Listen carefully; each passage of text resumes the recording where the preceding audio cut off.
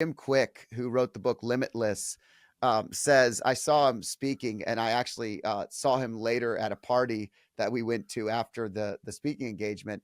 But he said that introverts start their day with a certain number of chips, and every interaction is one chip less that they have for later in the day. And so if you're if you start with 5 chips, if I've had 5 interactions before 10 a.m., you could be done. You're not getting recharged from that. You're drained. And he said extroverts start every day with 0 chips, and they Mm. build and they build, and each interaction provides them a new chip until they crash. And a lot of, Yeah. and that's really been my life. Is I add, and then I'm like, okay, I'm done, I can't do any more. And so I saw Jim at a party that night with some friends, and it was a lively group of people, all entrepreneurs, super fun. And I commented, I was like, I really enjoyed the presentation. And I said, I love the chip part. I'm going to use it the rest of my career, my life.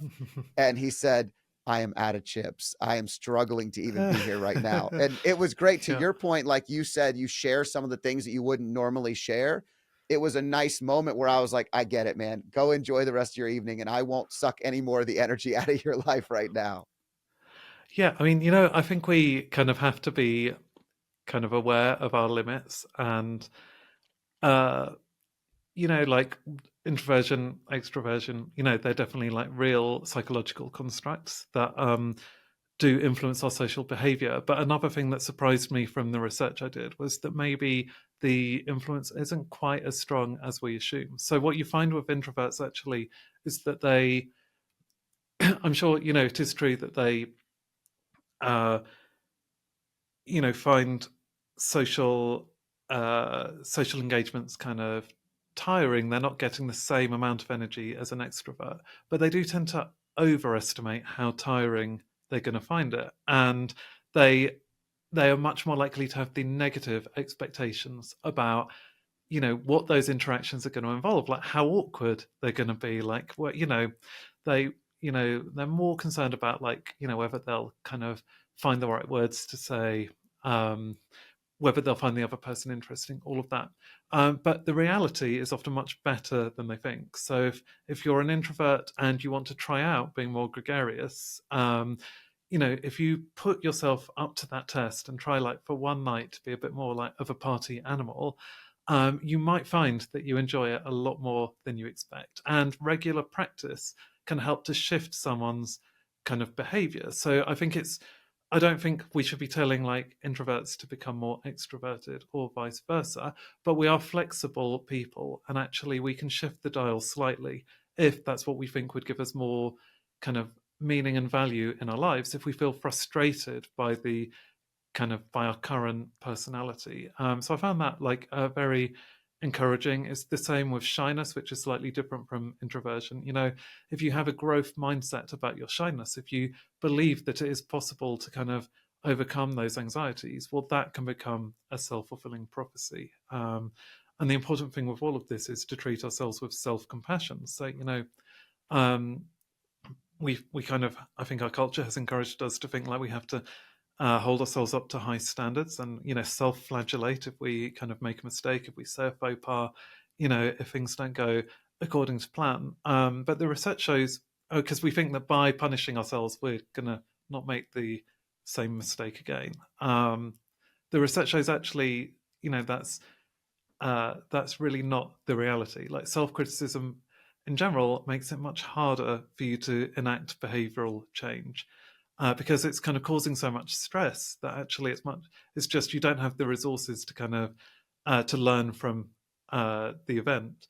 Whereas if you treat yourself with self-compassion, you have much more mental resources at your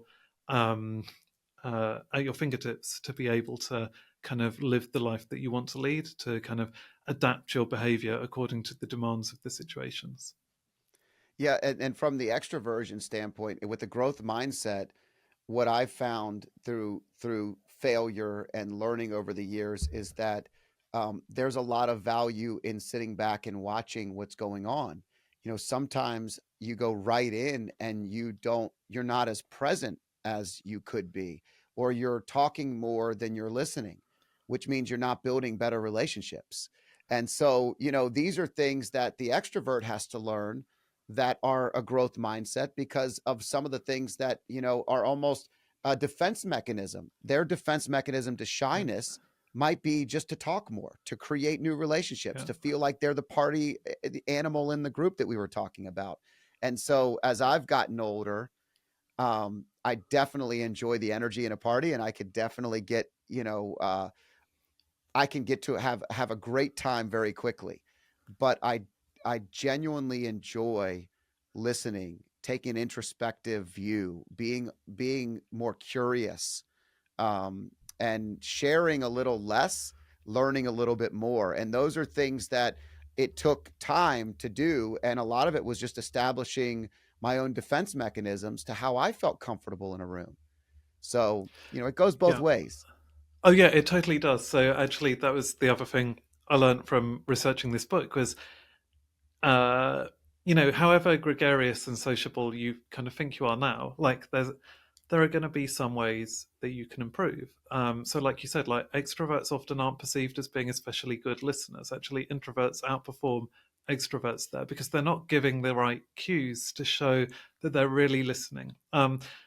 I don't think there's evidence to show that extroverts actually objectively aren't as good at listening, but they're not giving the Right. cues that people sometimes want. It could be that you're not effective at kind of complimenting people or expressing your gratitude because, like, how we phrase